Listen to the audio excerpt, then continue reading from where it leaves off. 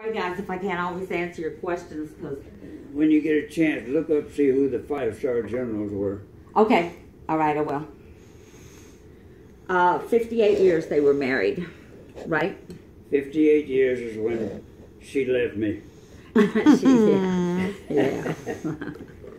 Everybody thinks she left me. Yeah. When I say that. Took her 58 years to wise up. Is that what you're Right. saying? Left him after 58 years. So. I told her I always wanted a divorce when we get married. When we on our 99th anniversary, I want a divorce. Oh, okay. Well, you know, it's the first 30, 40 years are the hardest. Yeah. That's right. Yeah. So, all right. You have experience on that one. Yes. The main Thank you so very much for being here, Greg. reason for divorce. We'll be here a while Is if you want to come marriage. back. The main reason for divorce is marriage? Yeah, Is marriage? it's proven that the By main it. reason for divorce is marriage. That was deep. Yeah, really I think deep. that's. Did I say it right? Yeah, you did. Okay. If not, it fit, you know. Okay, let's get going. We got It a is. It's recording. Are we it's on? recording? Yeah. Let's see. We were at the Mark Hopkins Hotel. Yeah, you We saw, helicopter we ride. could see everything around at night. It belonged. Sometime that time, or it owned it. Gene Autry owned the hotel. So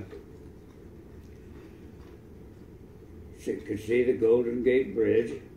There's been lots of airplanes flown under that Golden Gate Bridge, but I wasn't one of them. Hold on. This is Major C.F. Crone. They call him Chuck. Or text. Or text. Or Tex. Because everybody from Texas that was in the military was automatically Tex. Okay.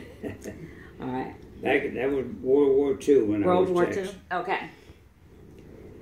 All right. Are Go we ahead. going? Yes, Are we we're going. Yep. Let's see.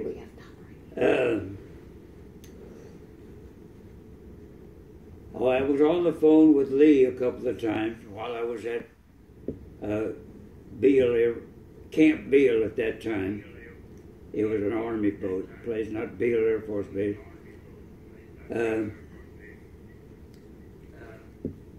I talked to Lee a couple of times on the phone there. And then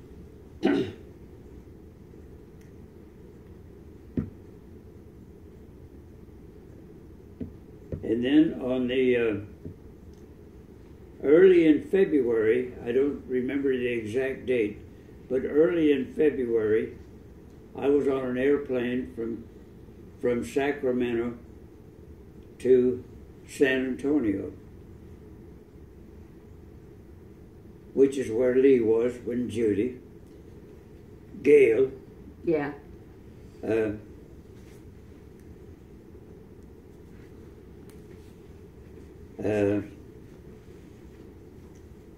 I was on Continental Airlines, a Hudson airplane, twin engine, and it was Continental Airlines. And we get to San Antonio at 9 o'clock at night and took off early in the morning. We had various stops on the way, but I don't remember where they were. Fingers.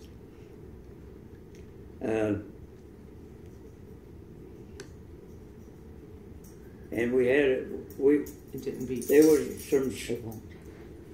was some weather, a low scud at a low ceiling there at the San Antonio airport.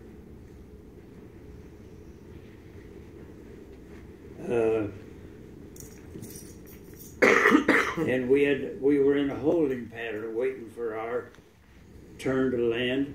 Mm-hmm. And we'd be let down 1,000 feet. You know, the stack was there. They call it the stack. And the stack had 5 or 6 airplanes waiting to land. Oh, okay. And every time one would go in, when he'd get on the runway, they'd lower all the other airplanes down 1,000 feet, and the next one in line would land, and so on. That's how that worked in that time frame. It wasn't we didn't have any GCAs at that time, ground controlled approaches. Mm-hmm. Didn't have that. And the captain of the aircraft was telling us in the Continental Airlines, we're being let down now another 1,000 feet. We're number 3 to land now, and so on. He'd always keep us advised. And finally he said, we're number 1 for landing now. We're in our approach. And this is nighttime. We land, taxi in. I don't remember getting off of the airplane, but here they come to the aircraft. And there wasn't any gates to fly. You just parked the airplane on the ramp and you lowered the steps and you walked off of the airplane. Okay. You didn't have a, what do they call those things that they put up against the airplane now? The duck. The chalk? Yeah. Where that thing that swings out and hooks onto the airplane. The And little you arm there. The tunnel, ramp so you can get off? Yeah. Oh, the ramp? You didn't have any of those in those days. Okay. You just got off it. You just walked off of the airplane and you walked in the rain or weather or whatever it was into the airport. Yeah. Or the guys probably got umbrellas there or something to walk in if it's raining. But it wasn't raining. It was just scud up there. Back where men were the gentlemen, you know, Yeah. or the guys were there for the Anyway. women in Right. the rain. It was a tail dragger type airplane, piston driven airplane, a radial engine. There goes that memory. Right. And that's the first time I saw Judy. Aww. And Mom, and how long? I left in early in July, and this is February now Okay. of 1947. Okay. So she's And- 7 months old here. No. And Lee was very happy to see me. I'll bet. I was very happy to see her, that's for sure. Aw. And then I had to say hi to Mom and Pop. But So they were weren't- there with- They weren't my main. Your Were they there? Your parents were at the airport too? Yeah, they were at the airport too. And Mother and Daddy was there. Pop and Mom, I call them. And Judy and Lee were there. Lee was carrying Judy. She was just barely 6 months old, or right at 6 months old at that time. And then we went home to 415 Broadview Drive in San Antonio, which is northwest of San Antonio, out in the country at that time. Now it's almost in the middle of town. Oh, yeah. And Cool. where your La Quinta is The La Quinta? on 410 that you always stay in, Yeah, in San Antonio. that was further out than Broadview Drive. Oh, was it really? And it was just direct. Calabar Road was right there. Calabar Road away from La Quinta, Uh-huh. and about 2 or 3 miles, and you take a left, and that's Broadview Drive up to where Mom and Pop lived at that time. I'll be darned. You thinking? Oh, maybe so. Good. Okay, so I'm home. Nope. Hang on. Where there's a will, there's a way. We'll get it. Put that box up. And naturally, we have to go to Schulenburg. No, that box. Oh, you had to go to Schulenburg so your mom and your dad could show you off, right? Yeah. Good. And you and Mother had already been to Schulenburg quite often while I was on Guam. Oh, were we? Yeah. And What are you doing it twice? A different one. we were at Mom and Pop's house for about the biggest part of a month before we moved out and rented this house behind Vic and Henrietta. And then I had to get me a job. I had to get beans for the family. I couldn't go back to school. I had to get a job. You couldn't get what for the family? I had to get beans for the family. Oh, beans for the family. Yeah. Okay. Without showing this. I had to make us a living. Oh, okay. So I worked for a Texas Finance and Thrift in the downtown office of San Antonio. I was a chase man for delinquent accounts. Oh. And did you go and have to break any kneecaps? in the meantime, this is No 48. I went to GI Bill of Rights School at that time, the GI Bill. Uh-huh. And I went to architectural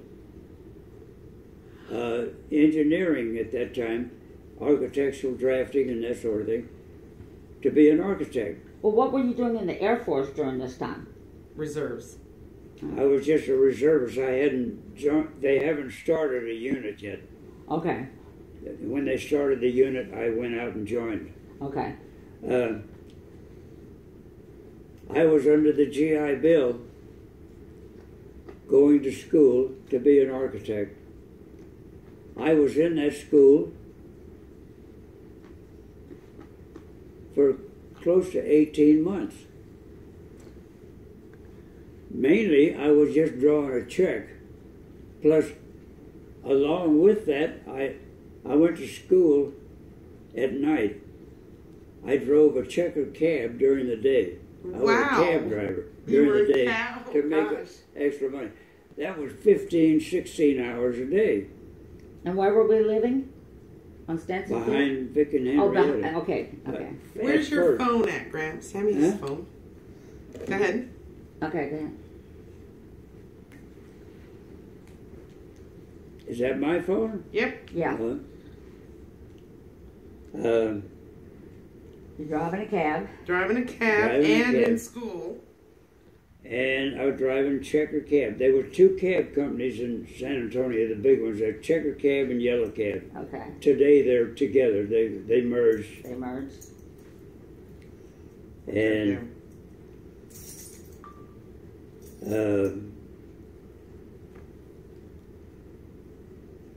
I finished up the architectural drafting school, and I went to work for Acme Lumber Company, which is Johnny Chook was the owner of the lumber company. Mm-hmm. His boy was a teenager. He's also Johnny Chook. He's still alive today. The original Johnny Chook is dead. Oh, okay. I went to work for them under the GI Bill. I got money from the government plus from the Acme Lumber Company. Okay. And I wasn't driving a cab anymore. Oh, no? You didn't have to drive the cab anymore? Didn't have to drive a cab. I designed many homes in San Antonio. I drew all the floor plans for every house that the Acme Lumber Company built. I've got several subdivisions in Alamo Heights area of San Antonio. One had 100 and some odd houses in it. Another area, they were the $14,000 to $16,000 houses at that time, which was 3-bedroom, 1 bath. There, I know. We were just talking about that today. Yeah. But you heard him say you find a lot of air conditioned.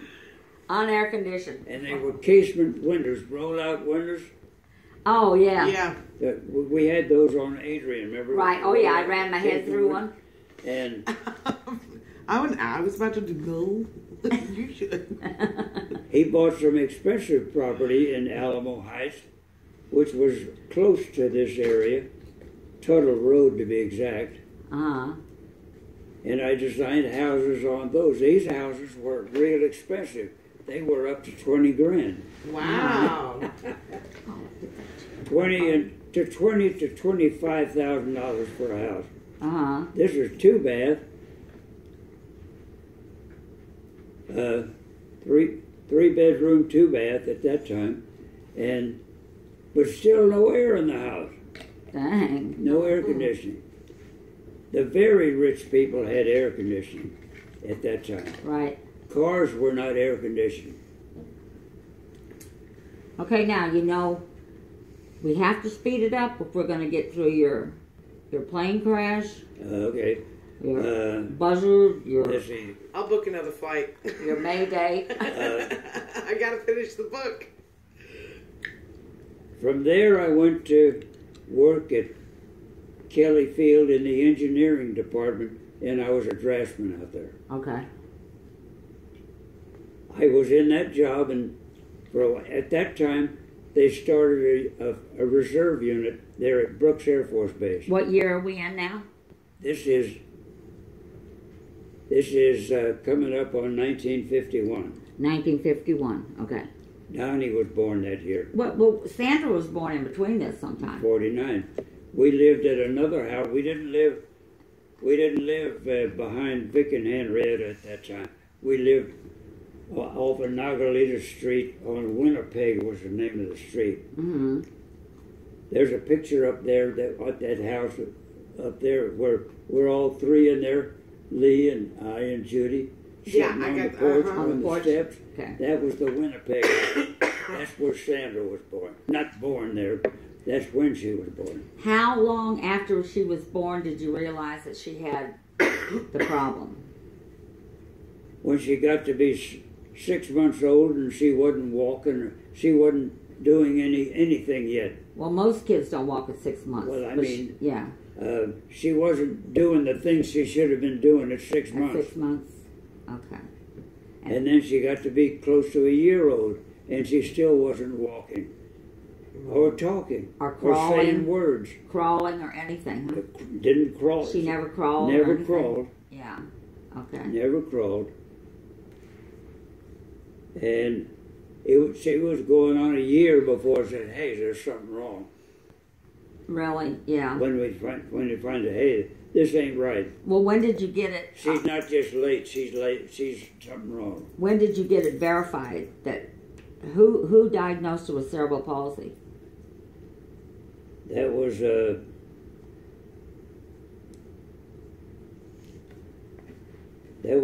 doctor we had been going to, which wasn't the doctor that gave birth to Sandra. He died in the meantime. Okay. Another doctor that we went to, and then we went to the chiropractor, and he says he can fix her, and she'll be walking and talking by the time she's 5 years old. She never did. Never did. Yeah. Yeah, and she died. And I knew chiropractors couldn't fix it, but I just went along with it because Mom and Pop were saying this chiropractor says he can do it. Right. So I went along with it. Well, I we're not. paid the bill. Yeah, we're not going to come back to Sandra. So Sandra never could eat solid food. She never walked. She never talked. If you held her under her arms and kind of moved her feet along, she could walk. She had never said a single word. She never said a single She could word. support her weight. That's the best way to say But it. if you were holding her, But her she could whole really- life, not a single word. No, not a single. She never even cried a tear. Okay, that's how. She could laugh and cry. She could laugh and cry, but But no she didn't tears. try to. She'd laugh. She'd laugh good, but nothing was said. Like a baby laugh. Yeah. Yeah. But tickling her or something like that, she would laugh or stuff like that. Okay, and then at 16, she died of pneumonia. Okay, and we have that story on another tape. Okay, so we can't come back to her, so I just wanted to throw that in right now. Okay. All right, and so now we're in, where were we in 51? What were you doing? 51, I joined this reserve unit out at Brooks Air Force At Brooks Base. Air Force. And Donnie's born by then. Donnie was born when you joined? In June of 51. July. I joined this unit in October of 51. Okay, so Donnie was born in July of 51. Yeah. Okay, and Donnie was born jaundiced because of Mom's Rh factor, and they had to change all his blood, right? They had some blood transfusions, but not all his blood. Oh, I thought they had to totally change it. He had some blood transfusions? Yeah. Okay, and then he was okay after that, or did y'all spend a lot of time? He was okay after that. He was okay after that? I don't remember the yellow going out of his skin, or that yellowish color from jaundice. I don't remember it going out of his skin, but he was all right after that. And then Donnie grew up, joined the Air Force during the Vietnam War because his number came up. Draft. He was number 1 for draft. July the 9th was the number 1 for draft. Oh, wow. Okay, and that was his birthday. Born. And so Dad got him into the reservist because Dad was... I've had him on the list because I figured when he come out of school, the draft was going to get him because his grades wasn't good enough to stay in school. Right. And so I had him on the list to join the reserve unit at the Alvin Calendar Field at the Naval Air Station at New Orleans, the Bell Chase unit. Right. I'm saying that for the people that's listening. Right, that's good, yeah. And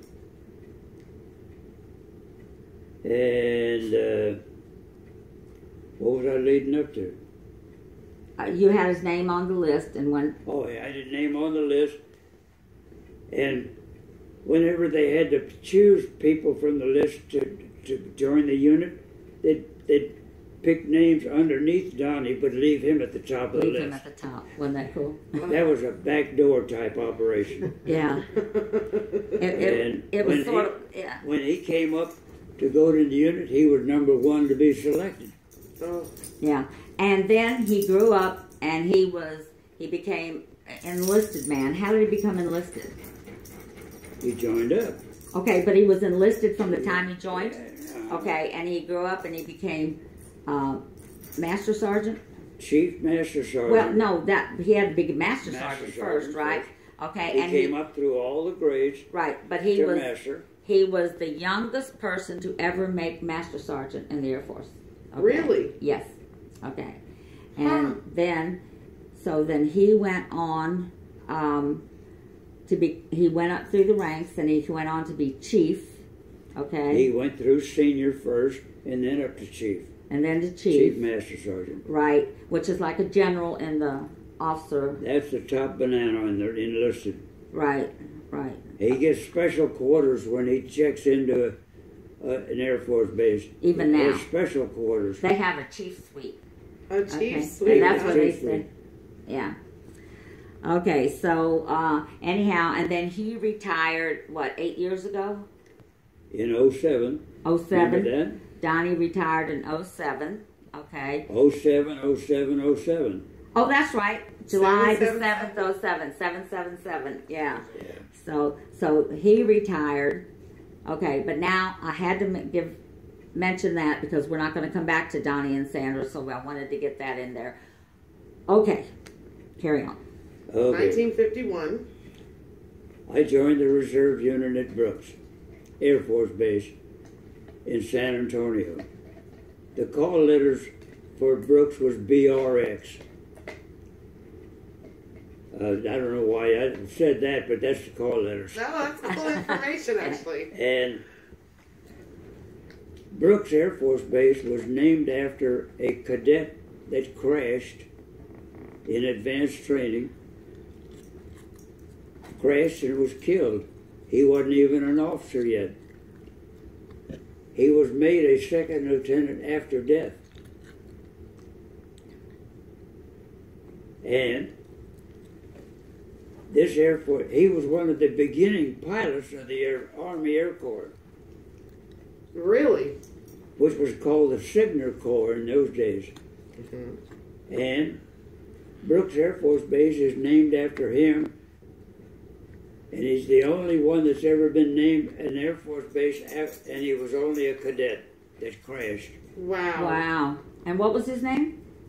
Sidney something Brooks. Sidney Brooks was his And they name. named Brooks Air Force Base after him? Yes. Wow. Brooks Air Force Base at that time, my daddy was stationed there. Really? Okay. So y'all were Brooks both Air Force stationed there Base had together? a blimp hangar. You know, the Oh, yeah, yeah. blimps were big thing in the Air Force at that time, in the Army, Signal Corps, blimps. And I remember being on, my daddy was a corporal at that time, and he was a corporal of the guard, and had to drive around and check all the sentries around the base unit. They had guard duty every night, and they had guards around the blimp hangar, guarding the blimp in there, or the balloon, or whatever they called them things. And they actually had one in there. Oh, wow. I never saw it other than that. I never saw it flying. So you and your father are back at the same base? No, I was a kid at home. I was just a small kid, 4 or 5 years old, if that old. No. Oh, okay. I thought you said it, Bruce. And I just went with him on his guard duty tour. Ah. Oh, so he was stationed there. He was stationed When you there were very younger. early, and he Okay. was a corporal A at corporal? that time. Oh, He yeah? was just a two-striper In the Army. in the Army Signal Corps, Signal Corps. which was the Army Air Corps. Prior to that, it was a Signal Corps called, and then it became the Army Air Corps. Let's see, we're getting sidetracked here. Yeah. So you I was at Brooks. My first UTA, which is Unit Training Assembly, meeting was November of 1951. General Foster was the commander, and the anniversary of Brooks Air Force Base, or that reserve unit, the 433rd Alamo Wing, which it became later. At that time, it was called the 907. And we didn't have an airplane. It was 3 months or so or more before we got the first airplane, which was AT-6s. look that. Oh, you can't. AT-6, which is a tail dragger advanced trainer. As AT-6s is what you were flying? AT-6, Texan AT-6. A Texan. Texan 86. Texan AT-6. And that's the first airplane I was getting back to flying now. I flew the AT-6 in the reserve. I was just in it for the money at that time. I didn't know it was going to lead into my career. Oh. You had kids to feed, And beans to buy. I was still working a civilian job flying airplanes. I was working at George C. Vaughan's now. Not then, later on. I worked for George C. Vaughan, and I flew airplanes for the reserve unit. Good idea, thank you. Do you want a drink of water or anything? I could use some water. Want some water? With ice in it? Oh, it doesn't have to have ice. That was somebody listening that suggested that. Didn't even think of it. Thank I you. was licking my lips all the time. Oh, I guess he was noticing that. Any special cup? How about no. How about your coffee cup? Not a glass, a cup that won't break. I got just the one.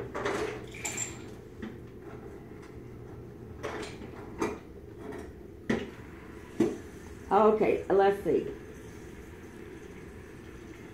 Is that an AT-6? That's it. This guy wants to know if you want scotch.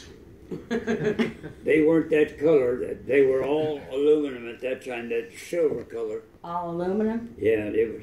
Like this? Yes, that's it. Okay. Here's the AT-6 that he's talking about.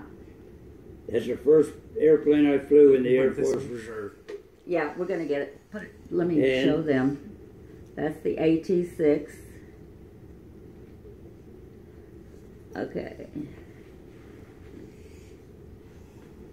it wasn't 6 months later we got T-28s, which is another airplane.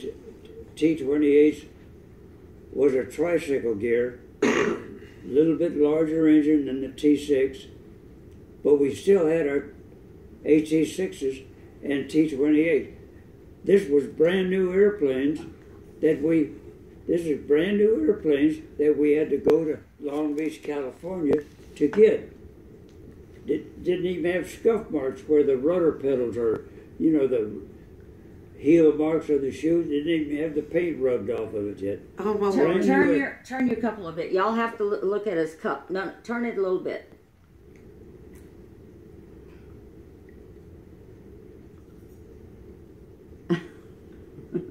And turn it. That's his cup. All right, we're good. Okay. I outlived it. The wake is tomorrow and the viewing. Right. Right. So. Okay. Okay. Okay. Now I said we got brand new airplanes from